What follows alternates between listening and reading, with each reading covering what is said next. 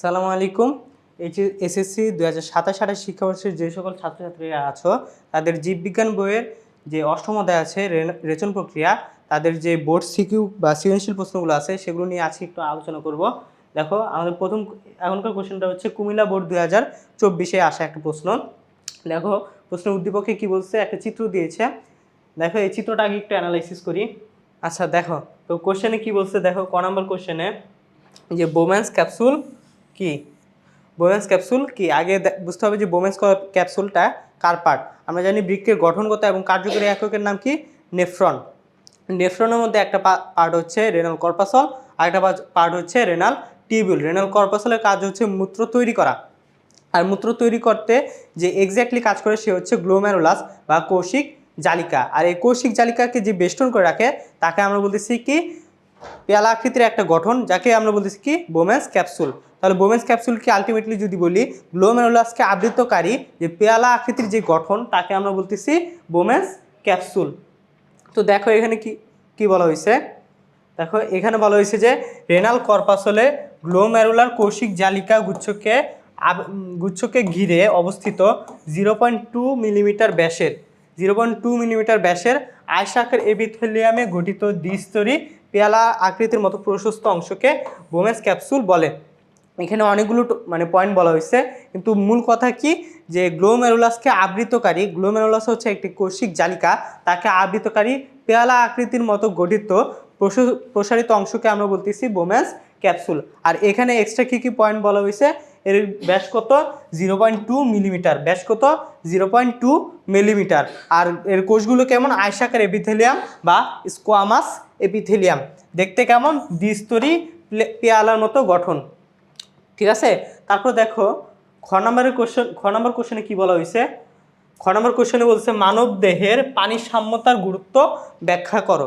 মানব দেহে পানি সাম্যতার গুরুত্ব ব্যাখ্যা করা। আমরা জানি কি, একটা কথায় আছে না, যে পানির অপর নামই জীবন, পানির অপর নামই জীবন। তাহলে মানব দেহে পানির গুরুত্ব আছে বলে এই কথাটা বলা হয়েছে।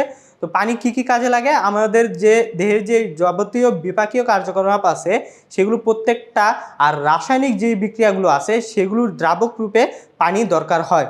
কি কি বললাম, একটা হচ্ছে যত প্রকার বিপাক ক্রিয়া আছে সেগুলো কার্যক্রম চালানোর জন্য, রাসায়নিক বিক্রিয়ার জন্য, আর বিভিন্ন রাসায়নিক পদার্থ যে পরিবহন হয় সেগুলোর জন্য কি দরকার, পানি দরকার। তাছাড়া আদার্স কী কী কাজ আছে, পানি কি কি কাজ করে, দেখো আমাদের রস, যেটা রক্তের যেই তরল অংশ তার বেশিরভাগ অংশই কিন্তু পানি। তো আমাদের দেহে পানির গুরুত্ব আছে। আর পানির যদি কোনোভাবে ইমব্যালেন্সড হয়ে যায়, ধরো শরীরে পানির পরিমাণ পানির পরিমাণ বেড়ে গেছে অথবা পানির পরিমাণের তুলনায় কমে গেছে, তাহলে কিন্তু শরীর ঠিক মতো কাজ করতে পারবে না। তাহলে মানবদেহে পানি সাম্যতার গুরুত্ব কি কি, যদি পানি সাম্য ঠিক মতো না থাকে, পানির পরিমাণ বেড়ে যায় বা কমে যায়, সেক্ষেত্রে পানি যে কাজগুলো করতেছিল সেগুলো সে সঠিকভাবে করতে পারবে না। দেখো এখানে কি কি বলা হয়েছে, দেখো এখানে বলা হয়েছে যে যাবতীয় শারীরবৃত্তীয় কাজ সম্পাদনের জন্য দেহে পানি থাকা অপরিহার্য। যাবতীয় শারীরবৃত্তীয় কাজ সম্পাদনের জন্য দেহে পানি থাকা প্রয়োজনীয়। তাহলে কার্যকলাপ কি কি আছে, যদি দেহের মূত্রের মাধ্যমে পানি বের হয়, যদি পানি অতিরিক্ত বের হয়ে যায়, আর এই পানি তাহলে কী হবে, দেহ ঠিকমতো কাজ করতে পারে না। আর এই পানি যদি বের হয়ে যাওয়ার একমাত্র প্রক্রিয়া কী বলছিলাম, বলা হয়েছে এখানে মূত্র। আর মূত্র তৈরি করে কে, বৃক্ক। তো পানি বের হয়ে যাওয়া বা পানি ধরে রাখা দেহের মধ্যে, এই কাজটা কিভাবে করতে পারি আমরা, যদি মূত্রকে কন্ট্রোল করতে পারি। আর এই মূত্র কন্ট্রোল করার কাজটা কে করে, বৃক্ক করে। দেখো এখানে কি বলা হয়েছে, বৃক্ক নেফ্রনের মাধ্যমে পুনঃশোষণ প্রক্রিয়ায় পানি ধরে রাখে। আগে কি বললাম, ধরো দেহের ভিতরে পানির পরিমাণ কমে গেছে, তাহলে কি হয়, দেহে পুনঃশোষণের মাধ্যমে পানি ধরে রাখে। আবার ধরো দেহে পানির পরিমাণ বেড়ে গেছে, তখন কি হয়, এই গ্লোমেরুলাসের রেচন প্রক্রিয়ায় তরল পদার্থ পরিশ্রুত হয় এবং অতিরিক্ত পানি দেহ থেকে বের হয়ে যায়। আর ধরো পানির পরিমাণ বৃক্ক অকার্যকর হয়ে গেছে, দেহ থেকে নাইট্রোজেন গঠিত বর্জ্য পদার্থ সাথে পানি বের হইতে পারতেছে না, তখন কি হবে, পানি থাকে হচ্ছে কোষের ভিতরে, সেই কোষ থেকে পানি বের হয়ে যে কোষের মধ্যবর্তী ফাঁকা জায়গা, যাকে আমরা বলতেছি এক্সট্রা সেলুলার ফ্লুইড, সেখানে এসে জমা হয়। এর ফলাফল লক্ষণ হিসেবে কি হয়, চোখ মুখ সহ সারা শরীর ফুলে যেতে পারে, তাছাড়া বৃক্কের আরেকটা কাজ কি বলছিলাম আমরা, যেহেতু পানি বের করে দেয়, এর মাধ্যমে সে দেহের ভিতরে রক্তচাপ সে ভারসাম্য বজায় রাখে, রক্তচাপের ভারসাম্য বজায় রাখে। তাহলে যদি পানি বের না হয়, পানির চাপের কারণে উচ্চ রক্তচাপ সৃষ্টি হতে পারে। তো এগুলো কি, যদি অসমোরেগুলেশন বা পানির যে ভারসাম্য সেটা যদি সে রক্ষা না করে, তাহলে এই লক্ষণ হিসেবে এগুলো দেখা যাইতে পারে। ঠিক আছে, তারপর দেখো গ নম্বর কোশ্চেনে কি বলছে। দেখো গ নম্বর কোশ্চেনে বলছে যে ডাব্লিউ অঙ্গটি কিভাবে মূত্র তৈরি করে। গ নম্বর কোশ্চেনে কি বলছে, ডাব্লিউ অঙ্গটি কিভাবে মূত্র তৈরি করে। আগে বুঝিয়ে হচ্ছে ডাব্লিউ অঙ্গটা কি। এখানে দেখো ডাব্লিউ অঙ্গটা যেটা দেখানো হয়েছে, এই স্ট্রাকচারটা কেমন দেখতে। প্রথমে দেখো এটা হচ্ছে সিমের বিচির মতো একটা গঠন, সিমের বিচির মতো দেখতে একটা স্ট্রাকচার, তার থেকে দুইটা নালীর মতো স্ট্রাকচার বের হয়ে যাইতেছে, একে বলতেছি আমরা ইউরেটার, এই কি বলতেছি কিডনির ইউরেটার। তাহলে এই যে সিম বিচির মতো যে গঠন, একে বইয়ের ভাষায় কি বলা হয়েছে, কিডনি। এই সিমের বিচির মতো দেখতে স্ট্রাকচারটার নাম কি, কিডনি। স্ট্রাকচার বা অঙ্গটার নাম কি, কিডনি। তাহলে কি বলা হয়েছে কোশ্চেনে, ডাব্লিউ অঙ্গ অর্থাৎ বৃক্ক বা কিডনি কিভাবে মানবদেহে মূত্র তৈরি করে। আমরা জানি মানবদেহে একমাত্র পানি সাম্যতা রক্ষা এবং মেন যে রেচন পদার্থ নিষ্কাশনের সবচেয়ে বড় ভূমিকা রাখে কে, কিডনি বা বৃক্ক। কিভাবে সে মূত্র তৈরি করে। আর মূত্রের মধ্যে কি থাকে, নাইট্রোজেন গঠিত বর্জ্য পদার্থ যেগুলো বিপাকক্রিয়ায় তৈরি হয়েছিল। এর এক্সাম্পল কি কি, ইউরিয়া, ইউরিক অ্যাসিড, ক্রিয়েটিনিন, এগুলোকে সে দেহ থেকে বের করে দেয়। কিভাবে বের করে দেয়, মূত্রের সাথে। তো মূত্র কিভাবে তৈরি হয় এটা জানার জন্য আগে কি দরকার, আমাদের যে বৃক্কের কার্যকরী একক নেফ্রন, সেটার একটু স্ট্রাকচারটা জানা দরকার। দেখো এখানে আগে যদি আমরা একটু নেফ্রন স্ট্রাকচারটা দেখি। দেখো বৃক্ক কিভাবে মানে মূত্র তৈরি করে সেটা জানার জন্য আগে আমাদের যে বৃক্কের কার্যকরী একক নেফ্রন, সেটা হচ্ছে মূলত মূত্র তৈরি করে, তার স্ট্রাকচারটা একটু জানা দরকার। দেখো নেফ্রন দেখতে কেমন, এই যে একটা পেয়ালা আকৃতির মতো আমরা স্ট্রাকচার আঁকাইলাম, এর নাম কি, বোমেন্স ক্যাপসুল। এর নাম কি, বোমেন্স ক্যাপসুল। আমাদের যে ধমনীগুলো আসে, সেই ধমনীগুলো এখানে আইসা একটা কৌশিক জালিকা তৈরি করে। আর এই ধমনীগুলো যেগুলো প্রবেশ করতেছে, একে আমরা বলতেছি অ্যাফারেন্ট ধমনী। ধমনীগুলোকে কি বলতেছি, অ্যাফারেন্ট ধমনী। ঠিক আছে, যে ধমনীগুলো প্রবেশ করতেছে তাকে কি বলতেছি, অ্যাফারেন্ট ধমনী। আর এই কৌশিক জালিকার মতো গঠন, একে বলতেছি আমরা গ্লোমেরুলাস। একে আমরা কি বলতেছি, গ্লোমেরুলাস। তো ঠিক আছে, গ্লোমেরুলাস থেকে আবার একটা ধমনী বের হয়, একে আমরা বলতেছি ইফারেন্ট ধমনী। একে বলতেছি ইফারেন্ট ধমনী। ঠিক আছে, তারপর আসো এই যে, তো দেখো এটাকেই আমরা কি বলতেছি, ইফারেন্ট ধমনী। ঠিক আছে, যে ধমনীটা বের হইলো তাকে আমরা কি বলতেছি, ইফারেন্ট ধমনী, ইফারেন্ট। ঠিক আছে, ধমনীটাকে আমরা কি বলতেছি, ইফারেন্ট ধমনী। তারপর দেখো এখানটা এই যে অংশটা ছিল, এটা একটু পেঁচানো আকৃতির গঠন তৈরি করে, একে আমরা বলতেছি নিকটবর্তী পেঁচানো নালিকা। স্ট্রাকচারটাকে কি বলতেছি, নিকটবর্তী পেঁচানো নালিকা। ঠিক আছে, এই নিকটবর্তী পেঁচানো নালিকা, এখানে দেখো একটু সরু হয়ে আইসে একটা লুপ তৈরি করলো। এই লুপ বা ফাঁসকে আমরা বলতেছি হেনলির লুপ বা লুপ অফ হেনলির লুপ। ঠিক আছে, এই লুপটাকে কি বলতেছি, হেনলির লুপ। এখান থেকে এটা আবার আরেকবার প্রসারিত আবার সে একটা পেঁচানো আকৃতির গঠন তৈরি করে। এটা যেহেতু বোমেন্স ক্যাপসুল থেকে দূরে, তাহলে একে আমরা বলতেছি দূরবর্তী পেঁচানো নালিকা। দূরবর্তী পেঁচানো নালিকা। ঠিক আছে, এই দূরবর্তী পেঁচানো নালিকা শেষ হয় কোথায়, দেখো এটা হচ্ছে একটা কালেক্টিং টিউব বা সংগ্রাহী নালিকা। দূরবর্তী পেঁচানো নালিকা কোথায় শেষ হয়, কালেক্টিং টিউব বা সংগ্রাহী নালিকা। তাহলে এই স্ট্রাকচারটাকে আমরা কি বলতেছি, সংগ্রাহী নালিকা।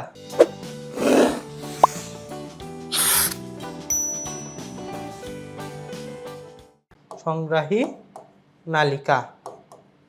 ঠিক আছে, তো কি বললাম, এই যে এফারেন্ট ধমনী সেটা আসলো, কৌশিক জালিকা গঠন করলো, যাকে বলতেছি গ্লোমেরুলাস। তার উপর থেকে আবার সে ধমনী হিসেবে বের হয়ে গেল, তাকে আমরা বলতেছি ইফারেন্ট ধমনী। ঠিক আছে, আর যে পেয়ালা আকৃতির গঠন, এই যে পেয়ালা আকৃতির গঠন যেটা গ্লোমেরুলাসকে বেষ্টন করে রাখতেছে, একে আমরা বলতেছি বোমেন্স ক্যাপসুল। একে আমরা কি বলতেছি, বোমেন্স ক্যাপসুল। তো যেই পেঁচানো নালিকাটা বোমেন্স ক্যাপসুলের কাছাকাছি তাকে আমরা বলতেছি নিকটবর্তী পেঁচানো নালিকা, আর যেটা হচ্ছে বোমেন্স ক্যাপসুল থেকে দূরে তাকে বলতেছি আমরা দূরবর্তী পেঁচানো নালিকা। আর নিকটবর্তী আর দূরবর্তী পেঁচানো নালিকার মাঝামাঝি অংশে এই অংশটা একটু সরু হয়ে একটা লুপ বা ফাঁস গঠন করে, একে বলতেছি আমরা হেনরির লুপ। ফার্স্টটাকে কি বলতেছি আমরা হেনরির লুপ বা লুপ অফ হেনরি। আর দূরবর্তী পেঁচানো নালিকা কোথায় গিয়ে শেষ হয়? সংগ্রাহক নালিকা, সংগ্রাহী নালিকা বা সংগ্রাহক নালিকা, যার কাজ হচ্ছে মূত্র সংগ্রহ করা। আসলে এবার বৃক্ক কিভাবে মূত্র তৈরি করে সেটা একটু জানা যাক। আমরা জানি অ্যাফারেন্ট ধমনী হচ্ছে বৃক্কে প্রবেশ করলো, এর সাথে কি আছে নাইট্রোজেন গঠিত বর্জ্য পদার্থ যেগুলো বিপাকক্রিয়া তৈরি হলো সেগুলো অ্যাফারেন্ট ধমনী দিয়ে আসলো। এটা আসার পর কি হয়? গ্লোমেরুলাসে আসে। গ্লোমেরুলাস কি? একটা ক্যাপিলারি যা হচ্ছে ছাঁকনির মতো কাজ করে। এই ছাঁকনির মতো কাজ হয়ে কি হয়? সেখান থেকে যে নাইট্রোজেন গঠিত বর্জ্য পদার্থগুলো ছিল সেগুলো সে এখান থেকে আলাদা করে। আর বাকি যে পরিস্কৃত তরল বা পরিস্কৃত রক্ত সেটা কি হয়? আবার ইফারেন্ট ধমনীর মাধ্যমে দেহে ব্যাক করে। ঠিক আছে, এই যে নাইট্রোজেন গঠিত বর্জ্য পদার্থ সেগুলো কি হয়? যে বোমেন্স ক্যাপসুলের যে আবরণটা ছিল সেটা হচ্ছে আয়সাকার এপিথেলিয়াম বা স্কোয়ামাস এপিথেলিয়াম, সেটা ভেদ করে আসলো বোমেন্স ক্যাপসুলে। আসলো এই বোমেন্স ক্যাপসুল থেকে এটা সে বারবার এই যে নিকটবর্তী পেঁচানো নালিকা হেনরি লুপ হয়ে দূরবর্তী পেঁচানো নালিকা হয়ে আলটিমেটলি কোথায় যায়? সংগ্রাহক নালিকাতে আসে। ঠিক আছে, যেই নাইট্রোজেন যুক্ত বর্জ্য পদার্থগুলো ছিল সেগুলো বোমেন্স ক্যাপসুল থেকে কোথায় আসলো? নিকটবর্তী পেঁচানো নালিকা হেনরি লুপ, তারপর হচ্ছে দূরবর্তী পেঁচানো নালিকা হয়ে কোথায় আসলো? সংগ্রাহী নালিকা বা সংগ্রাহক নালিকা। এর মধ্যে আবার কি হয়? বিভিন্ন দরকারি পদার্থ যেমন নাইট্রোজেন, ক্লোরিন, পটাশিয়াম, আদার্স যত সাবস্টেন্স আছে যেমন গ্লুকোজ, খনিজ লবণ, এইগুলো কি হয়? আমাদের এই যে সংগ্রহ নালিকা ছিল, মূত্র ছিল, এখান থেকে আবার সে রিঅবজর্পশন বা পুনঃশোষণ হয়। আবার একই সাথে যেগুলো হচ্ছে আমাদের রক্ত থেকে কোনো মতে পার পেয়ে গেছিলো, যেমন ধরো ক্রিয়েটিনিন, ইউরিয়া, ইউরিক অ্যাসিড, সেগুলো আবার এই যে পরিশ্রুত তরল সেখানে সে আবার নিঃসরণ করে। ঠিক আছে, আবার কী কী নিঃসরণ হইতেছে? ইউরিয়া, ইউরিক অ্যাসিড, ক্রিয়েটিনিন, এগুলো কি হয়? আবার যে টিউবুলার সিস্টেম সেখানে সে আবার সেই নিঃসরণ করে, যেগুলো হচ্ছে অ্যাফারেন্ট ধমনী থেকে কোনো মতে পার পেয়ে গেছিলো বা ছাড়া পেয়ে গেছিলো, সেগুলো আবার এখানে নিঃসৃত হয় যাতে এগুলো বডিতে থেকে কোনো প্রকার বিষক্রিয়া না ঘটে। ঠিক আছে, তাহলে কিডনির মূত্র তৈরির প্রক্রিয়াটা মোটামুটি বুঝে গেছে। এখন দেখো বইয়ের এখানে কি বলছে, দেখো এখানে বলছে বৃক্ক হচ্ছে ডাবল আঙ্গুলটি হচ্ছে বৃক্ক, যার নেফ্রন হচ্ছে মূত্র তৈরি করে। প্রথমে দেখছো দেখা যাচ্ছে যে কি বলে, হৃৎপিণ্ড হতে দূষিত রক্ত অ্যাফারেন্ট ধমনীর সাহায্যে কোথায় আসে? গ্লোমেরুলাসে আসে। গ্লোমেরুলাস কি করে? ছাঁকনির মতো কাজ করে, রক্ত থেকে সেই পরিশোধিত তরল উৎপন্ন করে যাকে আমরা বলতেছি রক্ত থেকে পরিশোধিত তরল উৎপন্ন করে যাকে আমরা বলতেছি আলট্রা ফিল্ট্রেট। আর বাকি যে থেকে যাওয়া পরিশোধিত রক্ত সেগুলো ইফারেন্ট ধমনীর মাধ্যমে আবার বের হয়ে যায়। পরিশোধিত রক্ত কী হয়? ইফারেন্ট ধমনীর মাধ্যমে বের হয়ে যায়। ঠিক আছে, আর বাকি যেটা ছিল নাইট্রোজেন গঠিত বর্জ্য পদার্থ সেগুলো কি হয়? রেনাল টিউবুল, যার তিনটা পার্ট বলছিলাম, নিকটবর্তী পেঁচানো নালিকা, লুপ অফ হেনরি বা হেনরি লুপ, আর দূরবর্তী পেঁচানো নালিকা, এগুলোর মধ্যে দিয়ে প্রবাহিত হয়। এগুলোর মধ্য দিয়ে যখন যায় সে আবার কয়েক দফা শোষণ নিঃসরণ প্রক্রিয়ার মধ্য দিয়ে যায়। এই টিউবুলার সিস্টেম বা রেনাল টিউবিউল এর মধ্য দিয়ে যখন সে যায় সে আরও কয়েক দফা শোষণ নিঃসরণের মধ্যে যায়। শোষণ কি কি হয় বলছিলাম? যে গুরুত্বপূর্ণ উপাদান আছে যেমন sodium, potassium, chlorine, urea, uric acid, এগুলো সে শোষণ করে। আর নিঃসরণ কী কী হয়? Urea, uric acid, creatinine. ঠিক আছে, এখন দেখো কি বলছিলাম, শোষণ নিঃসরণের মধ্যে যায়। সর্বশেষ প্রাপ্ত তরলের নাম কি? মূত্র, যা সংগ্রাহী নালিকার মাধ্যমে ইউরেটার হয়ে আগে যায় পেলভিসে, তারপর যাই হচ্ছে ইউরেটার হয়ে মূত্রথলিতে এসে জমা হয়। ঠিক আছে, আর একজন ব্যক্তি সুস্থ সবল মানে অ্যাডাল্ট ব্যক্তি দৈনিক কী পরিমাণ মূত্র ত্যাগ করে? 1500 ml বা 1.5 লিটার পরিমাণ মূত্র ডেইলি সে ত্যাগ করে। ঠিক আছে, এভাবে সে বৃক্ক কী করে? মূত্র তৈরি করে। আর মেন কাজটা কে করতেছে? নেফ্রন। তারপর আসো ঘ নাম্বার কোশ্চেনে কী বলছে, দেখো ঘ নাম্বার কোশ্চেনে কী বলছে, চিত্র ডাব্লিউ। ঘ নাম্বার কোশ্চেনে বলছে চিত্র ডাব্লিউ, অর্থাৎ বৃক্ক বা কিডনি সেটা যদি বিকল হয়ে যায় তাহলে মানবদেহে কী ধরনের সমস্যা দেখা দিবে। আমরা জানি কোনো ব্যক্তি বা কোনো বস্তু বা অঙ্গ সে যেই কাজগুলো করে সে যদি বিকল হয়ে যায় বা তাকে যদি কোনোভাবে অপসারণ করা হয় তাহলে সেই কাজগুলোই কিন্তু হয় না। তাহলে বৃক্ক যদি বিকল হয় বা বৃক্ক যদি কাজ না করে তাহলে কী কী সমস্যা হবে? বৃক্ক যে কাজগুলো করতেছিল সেই কাজগুলোই হবে না। ঠিক আছে, তাহলে আসো যে বৃক্ষ কী কী কাজ করে সেগুলো একটু বোঝার ট্রাই করি। তো বৃক্ষ কী করে, মূলত বৃক্ষের মূল কাজ কি, আমাদের দেহে যে বিপাকীয় নাইট্রোজেন গঠিত বর্জ্য পদার্থগুলো তৈরি হইতেছিল সেগুলো যদি আমাদের দেহে জমা থাকে একসময় বিষক্রিয়া ঘটবে, এমনকি মানুষের মৃত্যুও হইতে পারে। ঠিক আছে, তো বৃক্ষের কাজ হচ্ছে এই নাইট্রোজেন গঠিত বর্জ্য পদার্থগুলো মূত্র আকারে সে দেহ থেকে বের করে দেয়। এটা হচ্ছে বৃক্ষের প্রধান কাজ। ঠিক আছে, তারপর আসো পানি সাম্যতা রক্ষা। মূত্রের মাধ্যমে কী হয়, দেহের অধিকাংশ পানি দেহ থেকে বের হয়। মূত্রের মাধ্যমে কী হয়, অধিকাংশ পানি দেহ থেকে বের হয়। তো বৃক্ষ কী করে, এই মূত্রের পরিমাণটা যদি কন্ট্রোল করে, তার মাধ্যমে সে দেহে পানির পরিমাণ সে নর্মাল রাখে। যদি পানির পরিমাণ বেড়ে যায় তাহলে মূত্রের পানির পরিমাণ সে বাড়িয়ে দিয়ে অতিরিক্ত পরিমাণ পানি সে বের করে দেয়। আবার পানির পরিমাণ কমে গেলে সে পানিকে ধরে রেখে পুনঃশোষণ প্রক্রিয়ায় ধরে রেখে সে আবার দেহের পানির ভারসাম্যটা বজায় রাখে। এটা গেল পানি সাম্যতা রক্ষা বৃক্ষের। তারপর আসো যে আমরা বলছিলাম আগের কোশ্চেনে গ নম্বরে যে গ্লোমেরুলাস সে কী করে, মূত্র তৈরি করে। আর টিউবুলার সিস্টেম, সেখানে কী হয়, গুরুত্বপূর্ণ যে উপাদানগুলো ছিল সেগুলো শোষণ হয়, আর যেগুলো অপকারী বা ক্ষতিকারক পদার্থ সেগুলো কী হয়, টিউবুলে নিঃসৃত হয়। তো এখান থেকে আরেকটা আসতে পারে যে গুরুত্বপূর্ণ উপাদান কী কী ছিল, সোডিয়াম, পটাশিয়াম, ক্লোরিন, এগুলো হচ্ছে এক ধরনের খনিজ পদার্থ। তো কি বলতেছে, বৃক্ষ আরেকটা কাজ কী করে, খনিজ পদার্থ পুনঃশোষণ করে। ঠিক আছে, আবার দেখো পানি যে সে বের করে দিল, অসমো রেগুলেশন। তো পানি আমাদের দেহে একটা চাপ দেয়, এই চাপটা আবার সে রক্তের প্রধান ভূমিকা রাখে। এই রক্তের যে প্রধান ভূমিকা, একে আমরা আবার যেটা মাপি তাকে আমরা বলতেছি রক্তচাপ, যেটা হচ্ছে ব্যারোরিসেপ্টর বা ব্লাড প্রেশার আমরা যাকে বলি। ঠিক আছে, তো রক্তে যদি পানির পরিমাণটা কমে যায় তাহলে রক্তে সেই রক্তচাপটা সেটা কমে যাবে। আবার যদি পানির পরিমাণ বেড়ে যায় তাহলে রক্তে যে রক্তচাপ সেটা বেড়ে যাবে। তো বৃক্ষ কী করে, এই পানি বের করে দেওয়া বা ধরে রাখা, এটার মাধ্যমে মানবদেহের রক্তচাপেও ভূমিকা রাখে। ঠিক আছে, তাহলে দেখো এখানে কি কি বলা হয়েছে। তো বৃক্ষ যে কাজগুলো করে, যদি বৃক্ষ বিকল হয় তাহলে এই কাজগুলো হইতে সমস্যা হবে। ঠিক আছে না, তাহলে দেখো বৃক্ষের কাজগুলো যদি না হয় তাহলে বৃক্ষের যে ভূমিকা সেগুলো নষ্ট হবে। এর ফলে কি কি হয় দেখো, অতি অল্প ঘন বা গাঢ় মূত্র ত্যাগ বা মূত্র একেবারেই না হওয়া, কারণ মূত্র তৈরি করতেছে কি, বৃক্ষ। তারপর দেখো নাইট্রোজেন গঠিত বর্জ্য পদার্থ সঞ্চিত হওয়া, কারণ কি বৃক্ষ কি করে, নাইট্রোজেন গঠিত বর্জ্য পদার্থ বের করে দেয়, বের করতে পারতেছে না মানে সঞ্চিত হইতেছে। তারপর দেখো তরলের পরিমাণ বেড়ে যাওয়া, যেহেতু পানি বের হইতেছে না, সেই পানিটা কি হয়, সেল থেকে বের হয়ে, সেল বা কোষ থেকে বের হয়ে সেলের যে মধ্যবর্তী ফাঁকা জায়গা বা এক্সট্রা সেলুলার স্পেস সেখানে এসে জমা হয়। আর একে বলতেছে আমি যে শরীরে পানি আসে বা হাত পা ফুলে যায়। ঠিক আছে, হাত পা গোড়ালি ইত্যাদি ফুলে যায়। তারপর দেখো পাঁজর ও কোমরের মাঝামাঝি দুই পাশে ব্যথা, এটা হইতে পারে কেন, বৃক্কের যে ইনফ্লামেশন বা সংক্রমণ, এটার জন্য কি হতে পারে, পাঁজর বা কোমরের দুই পাশে ব্যথা। তারপর গুরুত্বপূর্ণগুলো দেখি, রক্তে পটাশিয়ামের মাত্রা বেড়ে যাওয়া, কারণ কি একসাথে সে পটাশিয়াম সে গ্রহণ করতেছে, আবার যখন দেহে সোডিয়ামের পরিমাণ কমে যাচ্ছে সে সোডিয়াম গ্রহণ করতেছে, আবার সোডিয়াম যখন গ্রহণ করতেছে তার অল্টারনেটিভ হিসেবে সে পটাশিয়ামকে বের করে দেয়। সোডিয়াম একদিকে গ্রহণ করতেছে কিন্তু মানে চার্জের ভারসাম্য রক্ষার জন্য কি করে, সে পটাশিয়ামকে বের করে দেয়। তেমনিভাবে সে ক্লোরিনকে গ্রহণ করতেছে, কিন্তু যখন ক্লোরিনের পরিমাণ অত্যন্ত কম, সে ক্লোরিন গ্রহণ করার বিপরীতে চার্জের ভারসাম্য রক্ষার জন্য সে বাইকার্বনেট বা হাইড্রোজেন HCO3- বা বাইকার্বনেট যে আয়ন সেটাকে সে বের করে দিতেছে। ঠিক আছে, এবার বললাম কি পটাশিয়ামের মাত্রা বেড়ে যায়, পটাশিয়ামের মাত্রা বেড়ে যায় তখন পেশির অসারতা ও অস্বাভাবিক হৃদস্পন্দন হয়। ঠিক আছে, তারপর দেখো কি বলছে, উচ্চ রক্তচাপ, কারণ কি পানি বের হইতে পারতেছে না, রক্তমূত্র বা রক্ত পায়খানা হওয়া।